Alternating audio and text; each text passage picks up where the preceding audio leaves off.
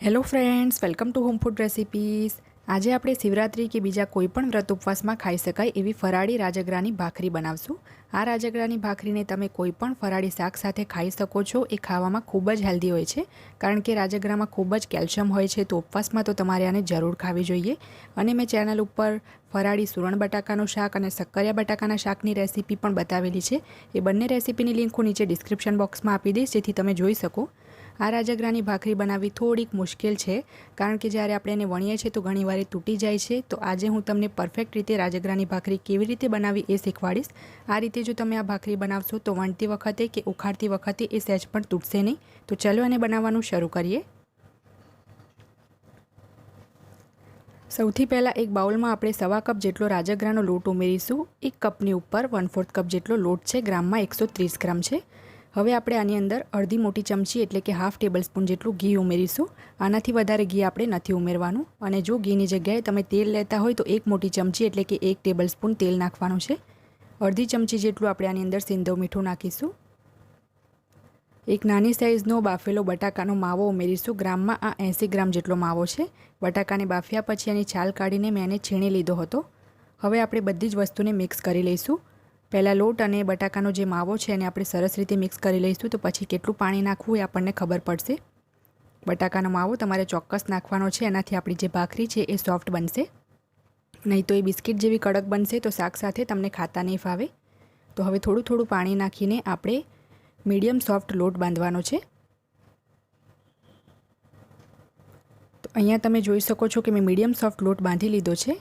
અને હવે આપણે લોટની ઉપર અડધી ચમચી જેટલું તેલ નાખીશું અને સરસ રીતે આપણે લોટને મસળી લેવાનો છે। સરસ રીતે લોટને મસળશું તો જે ભાખરી છે એમાં ક્રેક્સ નહીં આવે જ્યારે આપણે વણીશું ત્યારે। તો અહીંયા તમે જોઈ શકો છો કે સરસ રીતે આપણો લોટ બંધાઈ ગયો છે। તો હવે આપણે આમાંથી મીડિયમ સાઇઝના લુવા તોડી લઈશું। જે પાણી મેં યુઝ કર્યું હતું એ મેં રૂમ ટેમ્પરેચરનું જ લીધું હતું, ગરમ કે ઠંડુ પાણી નથી લેવાનું। તો આ જ રીતે બધા લુવા રેડી કરી લઈશું।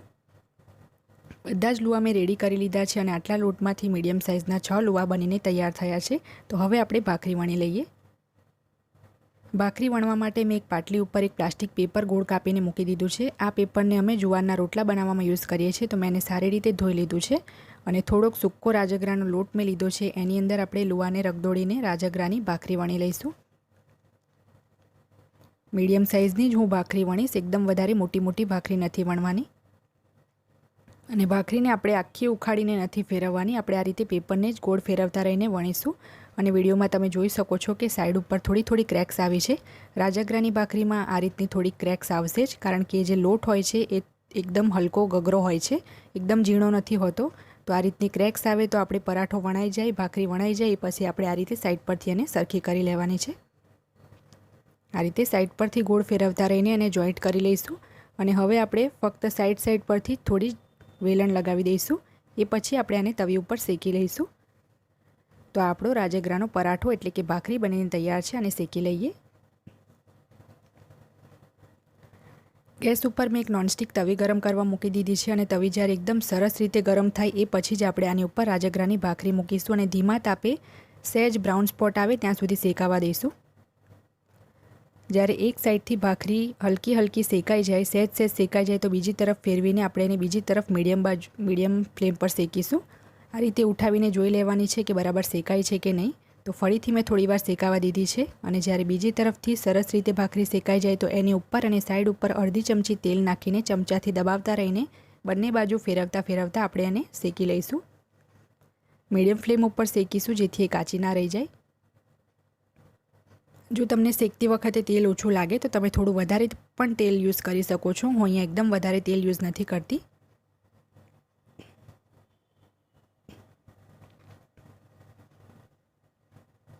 તો ધીમા તાપે આ ભાખરીને મેં શેકી છે। હવે આપણે એને એક પ્લેટમાં મૂકીને બીજી ભાખરી પણ તવા પર નાખીને એને પણ ધીમા તાપે શેકી લઈશું। બંને કામ આપણે સાથે સાથે જ કરતું રહેવાનું છે। એક પરાઠો જ્યારે ભાખરી એક શેકાતી હોય ત્યારે ફટાફટ આપણે બીજી ભાખરી પણ વણી લેવાની છે અને એ જે ભાખરી શેકવા મૂકી હોય એને આપણે ફેરવતા રહેવાનું છે। જો તમે એકસાથે જ બધા પરાઠા કે ભાખરી એકસાથે જ બધી વણી લેશો તો જ્યારે તમે એને શેકવા માટે મૂકશો તો એ તરત જ તૂટવા લાગશે। તો એક એક ભાખરી વણતા વણતા તરત જ આપણે એને શેકતા રહેવાનું છે, રહેવા નથી દેવાનું।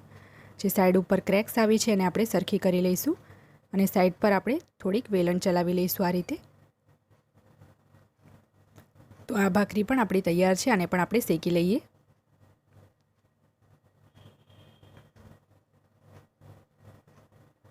આ ભાખરીને પણ તવા ઉપર નાખી દઈશું અને સ્લો ફ્લેમ ઉપર શરૂઆતમાં શેકીશું।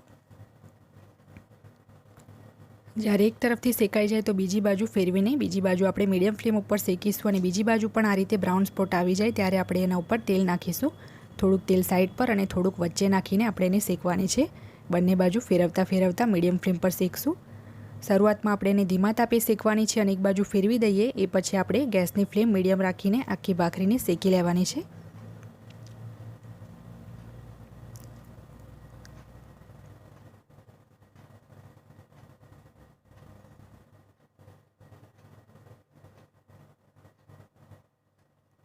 આ આપણી રાજગરાની ભાખરી બનીને તૈયાર છે અને આપણે એક પ્લેટમાં કાઢી લઈએ અને બાકીની બધી જ ભાખરી આપણે આ જ રીતે રેડી કરી લેવાની છે। તો ફ્રેન્ડ્સ, તમે પણ આ શિવરાત્રી ઉપર આ ફરાળી ભાખરીને શાક સાથે ચોક્કસ ટ્રાય કરજો। જો તમને મારી આજની આ રેસીપી પસંદ આવી હોય તો મારા વિડીયોને લાઇક અને શેર કરી ચેનલને સબસ્ક્રાઇબ કરવાનું ના ભૂલતા। સબસ્ક્રાઇબ બટનની બાજુમાં જે બેલ આઇકન છે એને પણ દબાવજો જેથી તમને મારા દરેક નવા વિડીયોની નોટિફિકેશન મળતી રહે। જો તમારે મારો આ જ વિડીયો હિન્દીમાં જોવો હોય તો એની પણ મેં લિંક નીચે ડિસ્ક્રિપ્શન બોક્સમાં આપી દીધી છે। તો મળીએ નેક્સ્ટ વિડીયોમાં, ત્યાં સુધી આવજો।